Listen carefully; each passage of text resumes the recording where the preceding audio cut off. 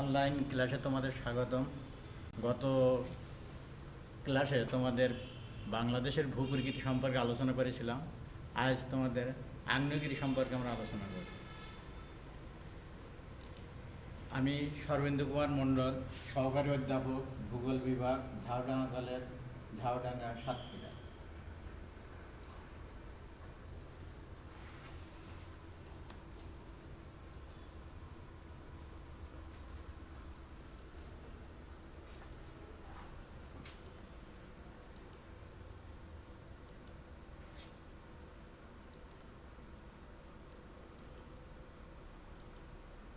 তোমরা একটু চিত্রগুলো ভালোভাবে লক্ষ্য করো।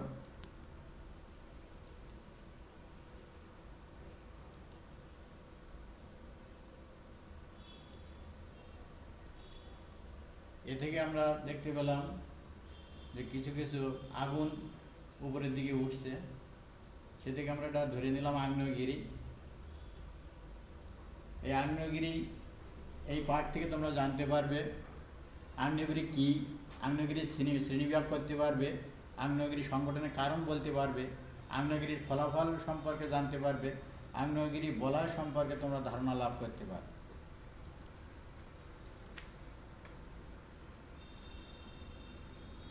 এখানে একটা আগ্নেয়গিরি চিত্র দেখানো হয়েছে, তোমরা একটু ভালোভাবে খেয়াল করো যে যে জিনিসটার অ্যারো চিহ্ন দেওয়া আছে এটা তোমরা দেখো। এটা লাভা, এটা ভস্ম বা ধোঁয়া,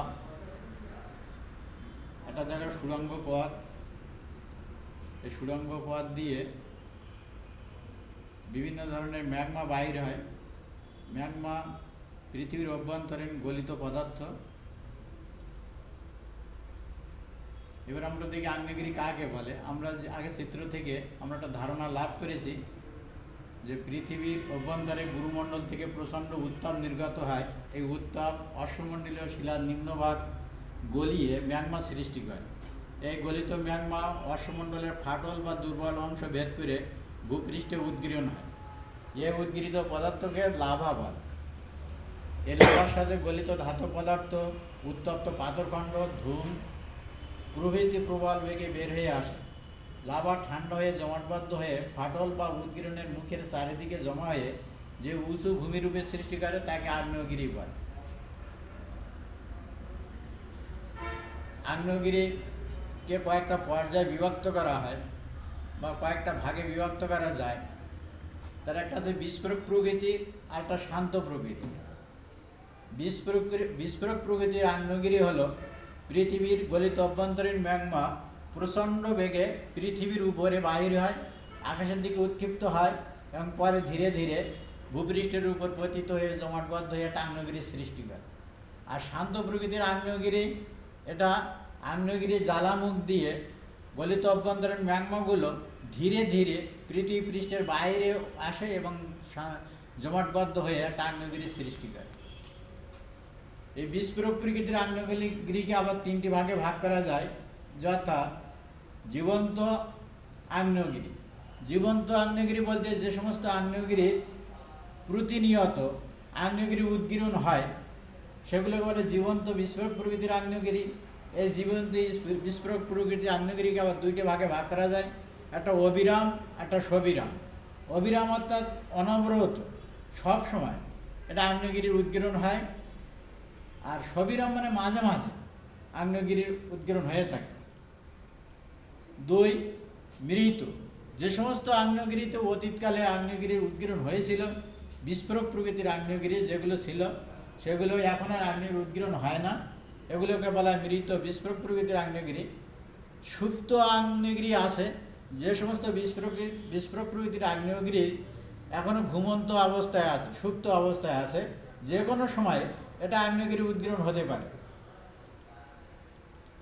শান্ত প্রকৃতির আগ্নেয়গিরিকে আবার কয়েকটি ভাগে ভাগ করা যায়, যথা একটা জীবন্ত আর একটা মৃত। জীবন্ত বলতে যে সমস্ত আগ্নেয়গিরি ধীরে ধীরে এখন আগ্নেয়গিরির উদ্গীরণ হয় বা ভবিষ্যৎ হতে পারে সেগুলো আছে জীবন্ত আগ্নেয়গিরি। আর মৃত যে সমস্ত শান্ত প্রকৃতির আগ্নেয়গিরিতে আর আগ্নেয়গিরির উদ্গীরণ হয় না সেগুলোকে মৃত শান্ত প্রকৃতির আগ্নেয়গিরি। আমরা একটু দেখি আগ্নেয়গিরির অগ্ন্যুৎপাতের কারণ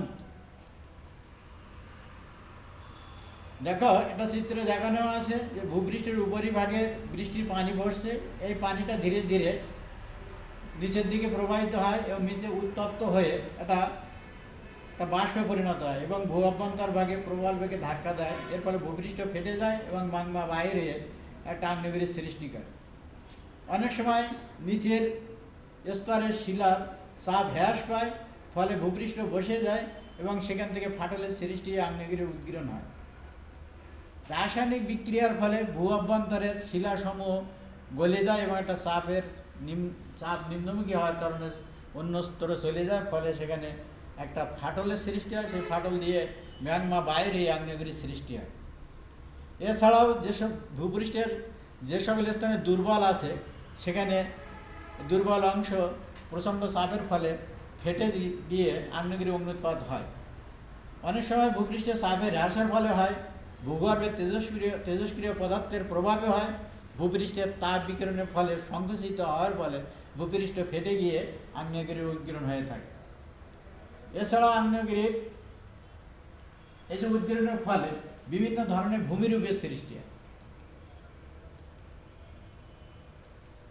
এ জায়গায় আগ্নেয় গহ্বর, যখন আগ্নেয়গিরির উদ্গীরণ ঘটে জ্বালামুখে একটা গর্ত থাকে, যখন আগ্নেয়গিরির উদ্গীরণ বন্ধ হয়ে যায় সেটা একটা বিশাল আকারের প্রাকৃতিক গর্তের সৃষ্টি হয়, একে বলে আগ্নেয় গহ্বর।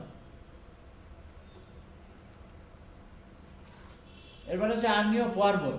এই আগ্নেয়গিরির উদ্গীরণের ফলে লাভা, ছাই ইত্যাদি জমা হয়ে একটা উঁচু পর্বতের সৃষ্টি করে, একে বলে আগ্নেয় পর্বত।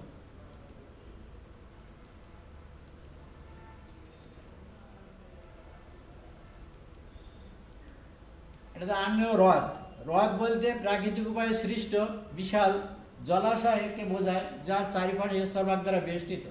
আগ্নেয়গিরি অগ্নুৎপাতের ফলে জ্বালামুখে, বিশাল এলাকার জ্বালামুখে পানি সঞ্চিত হয়ে একটা হ্রদের সৃষ্টি করে, একে বলে আগ্নেয় হ্রদ।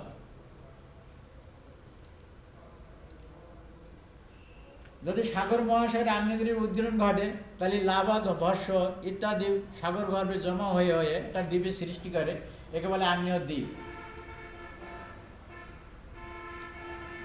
এছাড়াও আগ্নেয়গিরির উদ্গীরণের ফলে আগ্নেয় মালভূমির সৃষ্টি হয়, মেসা বা বাট সৃষ্টি হয়, আগ্নেয় সমভূমির সৃষ্টি হয়, বলক লাভা গঠিত হয়, স্তম্ভাকার গঠন সৃষ্টি হয়, রূপী লাভা গঠিত হয়, বালিশ গঠন হয়। তাছাড়াও আগ্নেয়গিরি অগ্নুৎপাতের সুফলও আছে, কুফলও আছে। সুফল বলতে আগ্নেয়গিরির উদ্গীরণের ফলে বিভিন্ন ধরনের ছাই এটা ভূপৃষ্ঠে জমা হয় এবং এতে প্রচুর পরিমাণে উর্বর হয়, বিভিন্ন ধরনের ফসল ফলে। আর আগ্নেয়গিরির উদ্গীরণের ফলে ধ্বংসস্তূপে পরিণত হয়। যে এলাকায় আগ্নেয়গিরির উদ্গীরণ ঘটে সে এলাকায় পুড়িয়ে যায়, আগুনে পুড়িয়ে যায়, বিভিন্ন ধরনের ঘর বাড়ি ধ্বংস হয়, ফসল ধ্বংস হয়। এভাবে আমরা দেখতে পাই যে আগ্নেয়গিরি অগ্নুৎপাতের ফলাফল খুবই ভয়াবহ। তোমরা দেখো এই আলোচনা থেকে আগ্নেয়গিরি কারণ বলতে পারো কিনা, এর ফলাফল বলতে পারো কিনা, একটু চেষ্টা করো। দেখো প্রশ্নগুলোর উত্তর তোমরা জানার চেষ্টা করো। আগ্নেয়গিরি কি, আগ্নেয়গিরিকে কয়েকটি পর্যায়ে বিভক্ত করা হয়েছে, অগ্নুৎপাতের কারণগুলো কি। তাহলে আমরা এটাগুলো দেখলাম। এরপর আমরা দেখি অগ্নুৎপাতের বলয় সারা পৃথিবীতে কোন কোন এলাকায় এই আগ্নেয়গিরির অগ্নুৎপাত ঘটে থাকে। পৃথিবীতে প্রায় 530টি সক্রিয় আগ্নেয়গিরি আছে বলে ম্যাকডোনাল্ড অভিমত পোষণ করে। এর কতগুলো অঞ্চলে এই আগ্নেয়গিরি আছে। এর প্রধান এই বলয়গুলোকে 4টি ভাগে ভাগ করা যায়। এক, প্রশান্ত মহাসাগরীয় সীমান্ত বেষ্টিত বলয়, আল্পস বা হিমালয় বলয়, আফ্রিকান গ্রস্ত উপত্যকায় এবং এর সম্প্রসারিত অঞ্চলে, প্রশান্ত আটলান্টিক ভারত মহাসাগরের বিচ্ছিন্নভাবে ছড়িয়ে থাকা আগ্নেয়গিরি। তোমরা চিত্রে দেখো লাল চিহ্নিত অংশগুলো হচ্ছে এই অগ্নুৎপাত হয়ে থাকে এই এলাকায়। এই অঞ্চলগুলোকে বলা হয় আগ্নেয় বলয়।